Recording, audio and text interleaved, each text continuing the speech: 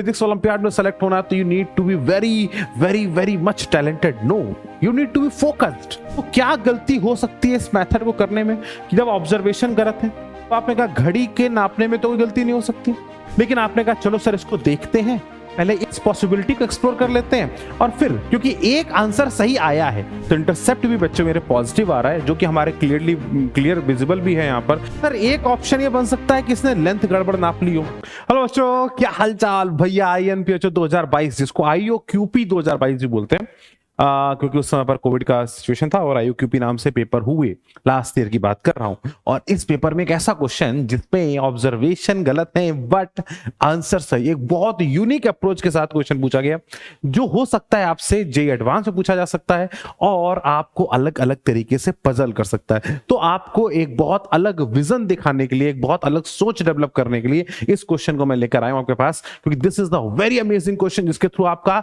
एक नया विजन, एक नई सोच डेवलप होने वाली। तो मेरे प्यारे बच्चों जल्दी से आ जाओ फटाफट और इस प्यारे से वीडियो से समझो, छोटा सा बट मोटा सा वीडियो। ओए क्या बात कर रहे हैं, जल्दी से आ जाओ भाई। तो सबसे पहले क्वेश्चन की बात करना शुरू करते हैं। This not the actual question, मैं 2022 कुछ क्वेश्चन की तरफ चलता हूं जिस क्वेश्चन की मैं बात करने जा रहा हूं। This is actually the question, that is question number 4, right. Question number 4 में INPHO 2022 में पूछा गया कि एक स्टूडेंट ने एक एक्सपेरिमेंट परफॉर्म किया। कौन सा? Simple pendulum. मतलब इतना सिंपल वाला क्वेश्चन पूछा है, आप सोचिए मतलब किस लेवल पर थॉट चाहिए होती है फिजिक्स सिलेक्शन के लिए। ऐसा नहीं कि बहुत बड़ी रॉकेट साइंस है, मैं बार बार बोलता हूं, ऐसा नहीं होता है कि आपको अब फिजिक्स ओलंपियाड में सेलेक्ट होना है तो you need to be very very very much talented. No, you need to be focused. You need not to be very much talented. You need to be focused. You need to be hard working person. बस आपके लिए बस यही जरूरतें हैं। लोग समझ नहीं पाते, लोग क्या इतना बड़ा सा, सर बहुत बड़ा क्वेश्चन आया है, क्यों सर बहुत बड़ा बड़ा लिखा हुआ है। अरे अगर लेंथ क्वेश्चन को हैवी बनाती है तो मेरे दोस्त उपन्यास और नॉवेल्स क्या, फिर आप क्या पढ़ोगे।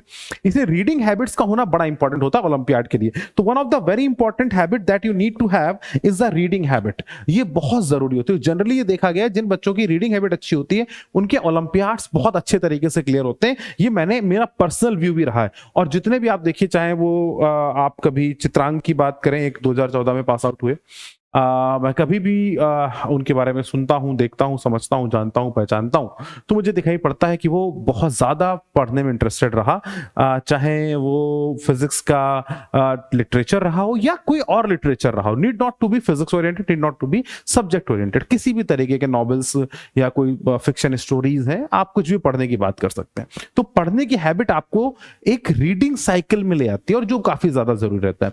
तो आइए शुरू करते हैं इस क्वेश्चन को। बोला गया student performed an experiment to determine the acceleration due to gravity. बोलो बचपन का क्वेश्चन है कि नहीं है। Using a simple pendulum, simple pendulum से G ड्राइव करना, ये हमारे बचपन की बात है। Which has a spherical bob of diameter D hung with a long string. शी, देखो यहां पर भी, इसीलिए बस मुझे पसंद नहीं आते लोग, यहां पर भी डिस्क्रिमिनेशन है। बताइए, ही एक्सपेरिमेंट नहीं कर सकता था क्या? इसके खिलाफ आवाज उठाइए आप लोग, लेकिन तब तक हम क्वेश्चन को समझाते हैं। He varied the length of the string L and measured the period of the oscillation T every time. He calculated the value of G from each measurement as shown in the figure, as shown in the table below, जो मैं अभी आगे दिखाने वाला हूं। He noticed that not only was the average value, ये इन्होंने आया, उन्होंने लेंथ ली 20, टाइम आया 0.93 सेकंड और जी की वैल्यू जो डिटरमिन की वो आ गई 912 सेंटीमीटर पर सेकंड, राइट। तो आप सभी को पता है time period of simple pendulum हम लोग क्या निकालते हैं, 2 पाई अंडर रूट के अंदर L बाई जी। तो जब हम इस फॉर्मूले के थ्रू जाते हैं तो जी की वैल्यू क्या आ जाती है, जी ऊपर चला जाता है, स्क्वायर कर देते हैं, that comes out to be 4 pi square L upon T square, right. तो जी की वैल्यू जो निकल के आती है that would be this one.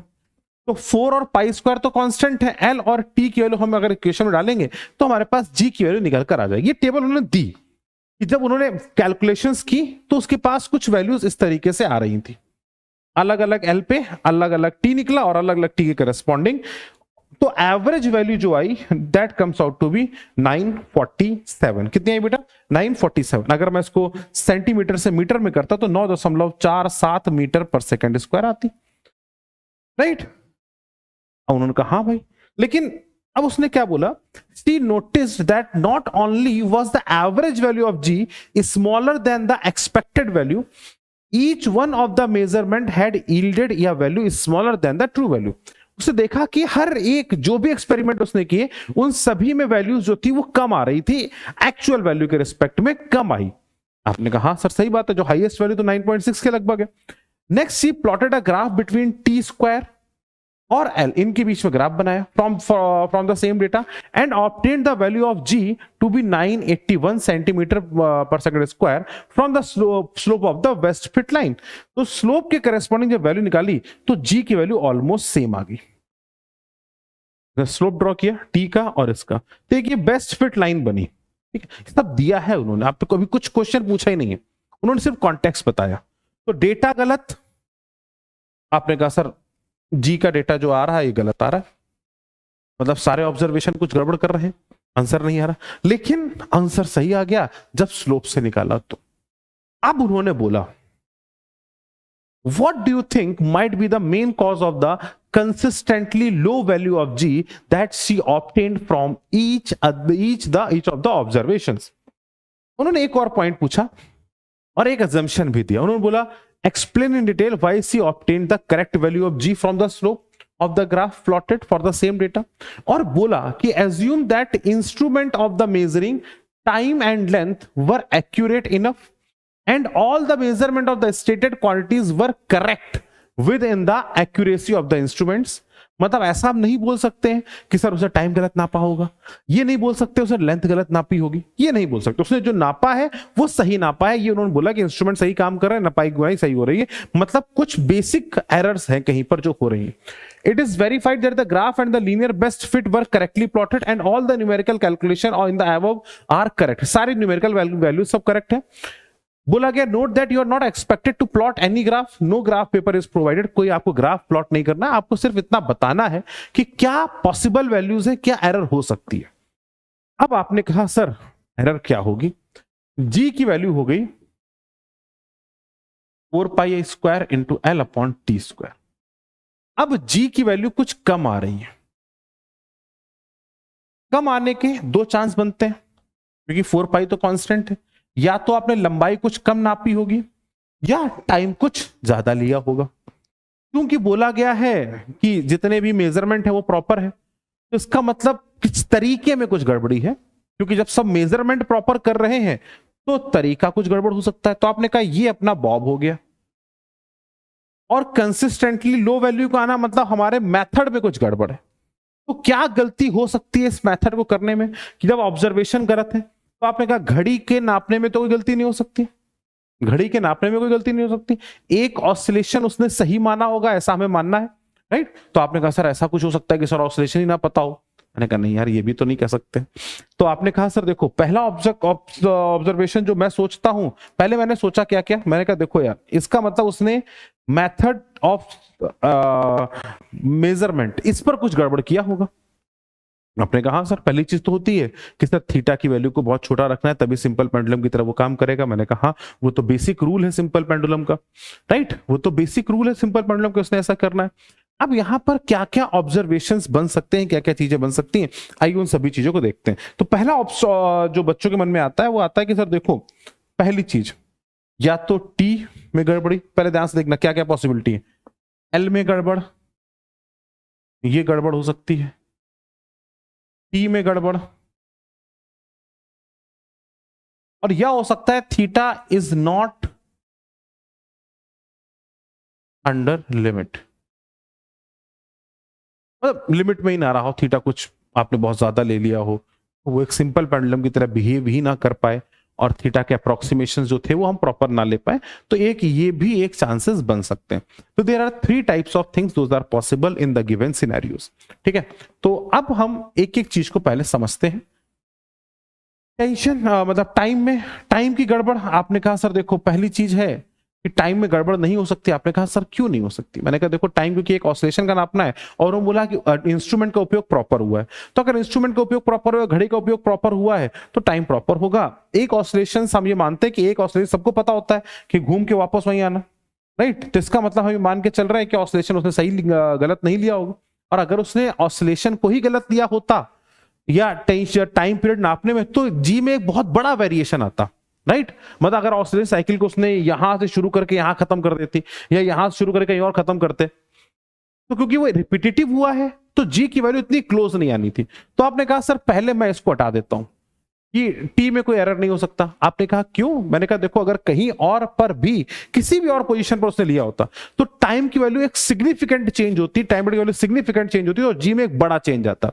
तो जी में चूंकि बहुत छोटा चेंज है तो टाइम पीरियड, क्योंकि टाइम नापने में गलती नहीं है तो हो सकता है कि उसको ऑसिलेशन समझने में गलती हो कि यहां से शुरू होकर आधे ऑसिलेशन को एक मान ले या दो को एक माने। तो अगर ऐसा कुछ भी किया होता तो जी में एक बड़ा चेंज आता, छोटा चेंज नहीं आता, राइट। टी के लो हाफ होती है बाई 2 होती तो 2 गुना 4 गुना ऐसा कुछ फर्क आ रहा होता जो कि देखने को नहीं मिल रहा है। इसलिए मैं ये नहीं बोल सकता हूं कि टाइम पीरियड नापने में कोई मतलब ऑसिलेशन समझने में कोई गलती हुई है, ये नहीं कह सकते। और टाइम पीरियड नापा परफेक्ट गया है ये मेरे को बोल ही दिया गया, ऐसा एजम्पशन हमको लेना है। तो भैया ये मामला गड़बड़ हो गया। अब आपने बोला थीटा की बात करते हैं और एल की बात करते हैं। आपने कहा लेंथ जो होती है वो हम यहां से नापते हैं, कहां तक? सेंटर ऑफ मास तक नापते हैं। सर एक ऑप्शन ये बन सकता है कि इसने लेंथ गड़बड़ नाप ली हो। आपने कहा सर लेंथ नापी होगी तो हर बार गड़बड़ करेगी, याद रखना। ऐसा नहीं कि एक में गड़बड़ करा दो, क्योंकि हर ऑब्जर्वेशन लेगी हर बार गड़बड़ करेगी, मतलब हर बार वो लेंथ छोटी कर रही होगी। तो आपने कहा हाँ सर ये पॉसिबिलिटी हो सकती है कि क्योंकि हम जब बात करते हैं तो अगर ये लेंथ यहां से एल है तो इफेक्टिव लेंथ यहां तक होती, मतलब इसका स्मॉल आर भी ऐड होता है। तो एल इफेक्टिव जो होती है वो थ्रेड की लंबाई प्लस आर के बराबर होती है। अब ये हो सकता है कि इसे सिर्फ थ्रेड की लंबाई ली हो, आर ना लिया हो, क्योंकि आर बहुत छोटा होता है इसलिए जी की वैल्यू बहुत छोटी कम हो रही है। तो आपने कहा yes sir this is one of the possible cause. आपने कहा सर बहुत अच्छा। सर तीसरा वाला सोचते हैं अब, थीटा। मतलब एक तो ये हो गया। अब आपने कहा थीटा, मैंने कहा देखो अगर थीटा की बात आती तो थीटा अगर लिमिट में नहीं होता तो it will not B SHM. अगर ये एसएचएम नहीं होता तो ये फॉर्मूला ही वैलिड नहीं होता, और ये फॉर्मूला ही अलग अगर वैलिड नहीं होता तो मुझे लगता है स्लोप से आंसर ही नहीं आता। लेकिन आपने कहा चलो सर इसको देखते हैं, पहले इस पॉसिबिलिटी को एक्सप्लोर कर लेते हैं और फिर, क्योंकि एक आंसर सही आया है कब? जब स्लोप से। इसका मतलब स्लोप से अगर सही आ रहा है तो यहां पे तो टाइम पीरियड ही बदल जाएगा, यहां तो मतलब फॉर्मूला ही गड़बड़ हो जाएगा, तो आंसर कभी भी सही नहीं आना चाहिए। तो उसमें सच्चाई होने की पॉसिबिलिटी बहुत कम हो जाती है। आपने कहा सर हाँ ठीक बात है।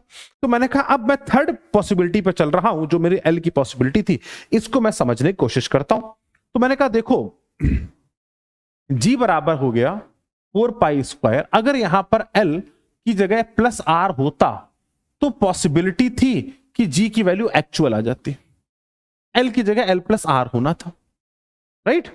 तो एल इफेक्टिव यहां पर लिखना चाहिए था। तो चूंकि इन्होंने सिर्फ कितना लिखा है तो इन्होंने बोला है जी मेजर्ड, जो मेजर हुआ उसमें शायद उन्होंने ये फैक्टर छोड़ दिया 4 pi square L upon T square. इन्होंने सिर्फ ये वाला फैक्टर कैलकुलेट किया है। होना क्या चाहिए था? ये वाला। क्या ये बात समझ में आ रही है? कोई परेशानी वाली बात है? कोई शंका वाली बात है? तो आपने कहा सर एक्चुअली ये होना चाहिए था, एल की वैल्यू एल प्लस आर होनी चाहिए। इन्होंने थोड़ी कम वैल्यू कैलकुलेट की है, इसका मतलब इसी के कारण जी में ये एरर आ गया है। अरे बोलो हाँ या ना? तो आपने कहा सर एल इफेक्टिव जो होगा it should be equal to L plus R. Sir यहां पर एल इफेक्टिव की वैल्यू एल प्लस आर के बराबर होनी चाहिए, that is the basic condition जो फुलफिल होनी चाहिए। कोई परेशानी वाली बात, कोई शंका वाली बात किसी तरीके की? पक्की बात है। तो अब हम यहां पर अगर हम देखते हैं तो आपने कहा सर इसका मतलब जी की मीन वैल्यू जो आ रही है, जी मेजर्ड है, मीन नहीं है, ये मेजर्ड है, याद रखिएगा ना। इसका मतलब मुझे बहुत ज्यादा प्रोबेबिलिटी लगती है कि यही वाली गड़बड़ हुई होगी। तो अब आपने कहा लेकिन अगर ये गड़बड़ है तो स्लोप के माध्यम से सही प्रूफ होना चाहिए। मैंने कहा यस, स्लोप के माध्यम से हम इसको सही प्रूफ कर भी देते हैं। तो अगर एल इफेक्टिव के लिए एल प्लस आर आना था तो अगर हम यहां पर देखते हैं इन्होंने कुछ और भी ले लिया। तो यहां पर अगर एक्चुअल वैल्यू की बात करें तो बेटा ध्यान से देखिएगा, क्योंकि हमने स्लोप किसके बीच में बनाया, यहां पर देखिए स्लोप किसका है, टी स्क्वायर और एल का स्लोप है। किसका स्लोप है? टी स्क्वायर और एल का स्लोप, ठीक है ना। तो अगर मैं टी स्क्वायर और एल की बात करता तो मैं लिखता टी स्क्वायर बराबर 4 पाई स्क्वायर अपॉन जी इंटू एल, यही तो होता। आपने कहा सर यही होगा लगभग लगभग। और अगर यही बनता तो अगर यहां पर प्रॉपर वैल्यू की बात करते तो T square should be equal to, अगर मैं एल में कोई चेंजेस भी होंगे और एल इफेक्टिव को मैं लिखता एल प्लस आर, क्या लिखते बेटा एल प्लस आर, तो इसके करस्पॉन्डिंग जो भी वैल्यू बनेगी 4 pi square into L plus 4 pi square into G into R, ये तो बनेगी। तो अगर हम यहां पर देखते तो सर इसका स्लोप जो है, भले यहां पर इस फैक्टर में एल के साथ कोई फैक्टर गड़बड़ कर गया, एक कांस्टेंट फैक्टर, लेकिन the slope will not change. That is proving our idea कि भैया देखो अगर गड़बड़ हो भी गई है तो M that is slope remains same, तो जो स्लोप है वो सेम रहा। इसलिए हम ये बोल सकते हैं कि इस मैकेनिज्म के दौरान, इस मेजरमेंट के दौरान जो गलती हुई होगी वो लंबाई को नापने में हुई होगी। और ये देखा जा सकता है कि लंबाई जो कि मुझे सेंटर ऑफ मास तक नापनी थी, मुझे ऐसा लगता है कि ये लंबाई को सेंटर ऑफ मास तक नापा नहीं गया। इसीलिए जो g की वैल्यू है, g की value 4 pi square L upon T square, यहां पर l की वैल्यू थोड़ी छोटी ली गई तो यहां पर g की वैल्यू भी थोड़ी छोटी निकलकर आ गई। लेकिन अगर मैं यही को ग्राफ में देखूं तो टी स्क्वायर बराबर 4 पाई स्क्वायर अपॉन जी, तो अगर मैं इसके स्लोप को देखूं तो भले ही इंटरसेप्ट चेंज हो जाए but theta will remain same. तो एल की वैल्यू के साथ कुछ भी ऐड होने से आपको एक कांस्टेंट के ऐड होने से, एक कांस्टेंट के ऐड या सब्ट्रैक्ट होने से यहां पर सिर्फ और सिर्फ इंटरसेप्ट पे फर्क पड़ेगा, थीटा पर फर्क या स्लोप पर फर्क नहीं पड़ेगा। इसलिए आपने जो आंसर, जो आपने वैल्यूज ली हैं, वो ऑब्जर्वेशन भले ही गलत लिया लेकिन इससे इस पर कोई खास फर्क नहीं पड़ा। ये बात हम सभी लोग देख सकते हैं, समझ सकते हैं, पहचान सकते हैं। क्लियर है पॉइंट? बाकी बात है तो जरा जल्दी से देखिए बेटा इस छोटे से पॉइंट को, कोई परेशानी हो तो बताइए।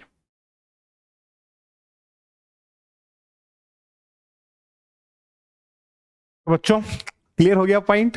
भैया कोई परेशानी तो नहीं? तो ऑब्जर्वेशन का डेटा भले ही गलत है लेकिन हम इस चीज को बहुत क्लियरली देख सकते हैं कि यस सर यहां पर ये बिल्कुल तीन चीजें चेंज हो रही है। और यहां पर देखें तो इंटरसेप्ट भी बच्चों मेरे पॉजिटिव आ रहा है, जो कि हमारे क्लियर विजिबल भी है यहां पर कि sir this will be the intercept. तो अगर यहां पर अगर हम देखें तो L की वैल्यू अगर L प्लस आर होती तो that will be the actual graph. अगर हम यहां पर L इफेक्टिव की वैल्यू को देखें that should be the L plus R. तो अगर हम करस्पॉन्डिंग ग्राफ की बात करें तो मुझे यहां पे दिखाई भी पड़ रहा है कि T और T स्क्वायर और L के बीच का जो ग्राफ बनेगा उसमें यहां पर L इफेक्टिव जो है वो L प्लस आर आना चाहिए। तो यहां पर पॉजिटिव इंटरसेप्ट निकलकर भी आ रहा है। क्लियर है पॉइंट? कोई परेशानी वाली बात तो नहीं? तो L इफेक्टिव बस यहां पर देखना है कि यहां पर एक R का फैक्टर जो है वो लगातार आएगा and that will change the scenario. तो जेई एडवांस में ऐसे क्वेश्चन पूछे जाने की पॉसिबिलिटी भी रहती है कि ऐसा क्या हो सकता है कि स्लोप आ जाए। और ये एक ऐसी चीजें हैं जिनमें क्वेश्चन बहुत छोटा है बट ऑब्जर्वेशन बहुत हाई है। तो हमने तीनों तरीके से देखने की कोशिश की कि L में गड़बड़, T में गड़बड़ या थीटा में गड़बड़, मतलब हमने उसको सिंपल पेंडुलम की तरह हिलाया ना हो, बड़ा हिला दिया। तो अगर ऐसा कुछ होगा सिंपल पेंडुलम तो नहीं हिलाएंगे तो टाइम पीरियड में ड्रास्टिक चेंजेस आएंगे and it will not be close to the T, मतलब उस फॉर्मूले को फॉलो नहीं करेगा तो हम उसके करस्पॉन्डिंग कोई कमेंट बाजी कर ही नहीं पाएंगे क्योंकि वो फिर सिनेरियो ही बहुत अलग हो जाएगा। तो इसलिए जो हमारे लिमिटेड सिनेरियो में था वहां पर हम देख सकते हैं कि लेंथ में गड़बड़ ही हुई होगी, कहीं T में गड़बड़ नहीं हो सकती क्योंकि T में गड़बड़ होती तो एक सिग्निफिकेंट चेंजेस देखने को प्राप्त होते हैं। तो thank you, bye bye, take care. और उम्मीद कर रहे हैं आपको इसमें मजा आया होगा और जल्दी से कमेंट करके बताओ मेरे प्यारे बच्चों अगर अच्छा लगा है तो इसी सीरीज में INPHO के हम सारे क्वेश्चंस और उनकी इफेक्टिव बातें आप तक पहुंचाएंगे ताकि आप लोग जेईई एडवांस के लिए भी यहां से तैयार होते चले और आपका कॉन्फिडेंस एक ऐसे लेवल में बूस्ट होता रहे जिसमें आपको लगे कि यस हमारी तैयारी सारी की सारी बहुत शानदार चल रही है। ठीक है, तो बताओ कैसे चल रही तैयारी जल्दी से। Thank you.